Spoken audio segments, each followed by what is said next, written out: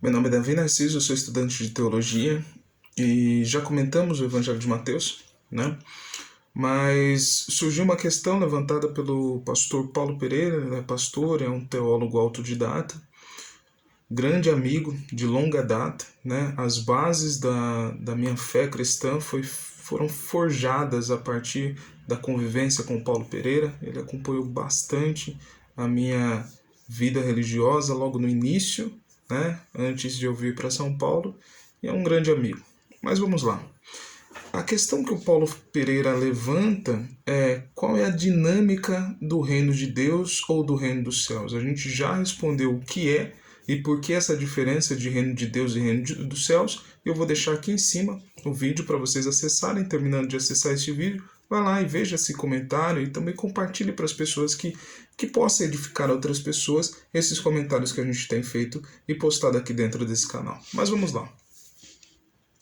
Qual é a dinâmica do reino de Deus? Antes de a gente olhar a dinâmica do reino de Deus, a gente tem que olhar o que é o reino de Deus, ou o reino dos céus. O que é esse reino de Deus? Primeiramente, o reino de Deus ele é básico, é uma resposta direta.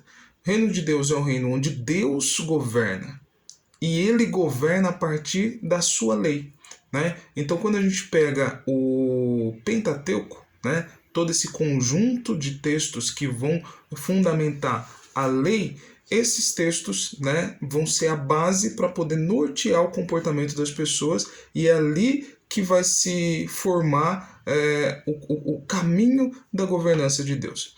Um ponto que a gente tem que entender é que as leis judaicas, elas não são da mesma forma que a gente faz aqui. Não faça isso ou não faça aquilo. Geralmente as leis judaicas elas vão trazer uma narrativa e depois dessa narrativa vai vir uma afirmação categórica, né? Não faça isso ou não faça aquilo. Então, quando a gente vê Jesus, por exemplo, ele vem e apresenta as parábolas, e depois das parábolas a gente vai ver uma afirmação ou implícita na parábola, ou se não no final da parábola, ou se não até uma explicação da parábola, que vai ter uma afirmação do que podemos ou não podemos viver, como fazer ou como fazer determinados comportamentos. Quando a gente vai para o Velho Testamento, as narrativas que estão ali dentro, elas vão ter alguns imperativos categóricos. Então, dentro desse princípio, a gente tem que entender que muitas das vezes é nesse formato que vão estar propagada a lei de Deus. E aí o que acontece? Quando a gente vai ver o fenômeno do reino de Deus, a gente vai encontrar onde? A gente vai encontrar o fenômeno do reino de Deus principalmente no fenômeno dos juízes. Porque ali no fenômeno dos juízes é onde Deus governa, né? Deus governa a partir da sua lei. Então não existe um espaço físico e uma autoridade política ali dentro. Nos momentos de necessidade, Deus levantava os juízes, mas esses juízes eram levantados por ele a seguir segundo a lei de Deus. Um outro detalhe que a gente tem que entender é que o reino de Deus, né, inclusive na comunidade dos juízes, né, dentro desse fenômeno dos juízes, o reino de Deus ele vai ser composto por famílias. Né? E não é uma família dentro da nossa visão de família.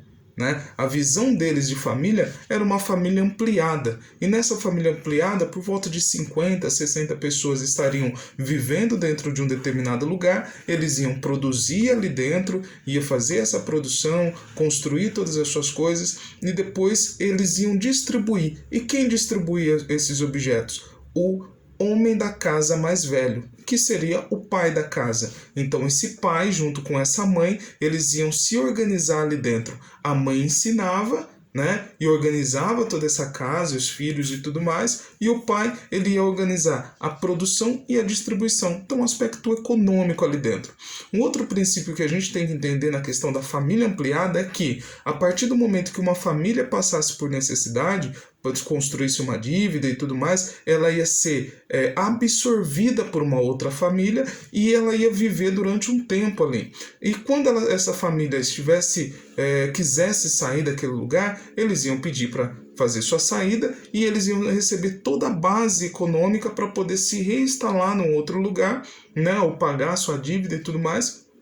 E aí eles receberiam toda essa base. Se essa família quisesse abrir mão da sua liberdade e fazer parte perpetuamente dentro daquela família, então eles iam receber uma marca. E como que era essa marca? Então ia ter um furo na orelha, né? E eles iam ser chamados então escravos por amor. Então esse era o processo da família judaica. Então a família judaica, ela recebia essas pessoas necessitadas e eram tratados como irmãos. E um outro ponto, quando chegava um estrangeiro, quando chegava uma viúva, ela ia ser absorvida dentro dessa família. Então ali dentro não ia ter estrangeiro, não ia ter pobres, não ia ter viúvas, não ia ter pessoas necessitadas, porque todo mundo ia ser absorvido dentro das famílias. E ali propagava o reino de Deus. Quando a gente vai olhar para a igreja hoje, ela é reino de Deus por quê? Porque ela recebe todas as pessoas, acolhe todas as pessoas e supre as necessidades de todas as pessoas. E ali dentro todo mundo vai ser tratado como irmão, com igualdade e vivendo a justiça de Deus. Então, para a gente entender o que é o reino de Deus, a gente tem que olhar para a família ampliada, para a família judaica, né, para a família tribal e conseguir entender a partir dali como que é o reino de Deus. Para a gente finalizar, quando a gente vê Jesus e a comunidade primitiva, a gente vê eles aplicando justamente o reino de Deus. Jesus Cristo recebe esse pão, né? Ele multiplica o pão e distribui, pedindo para que todo mundo sentasse na relva, né? No matinho, e iam sentar de 50 pessoas, cada família de 50 pessoas. Jesus Cristo, então, seria esse pai e ele distribuía todo esse alimento para as pessoas. Um outro ponto, quando a gente vê os apóstolos na igreja primitiva, todo mundo pegava suas posses, colocava nos pés deles e eles distribuíam segundo as necessidades de todas as pessoas. Todo mundo era tratado com igualdade. Então, vamos viver o reino de Deus dentro do nosso meio e conseguir propagar a mensagem de Deus, vivendo na prática o que Deus instruiu e nos trouxe através do seu Espírito.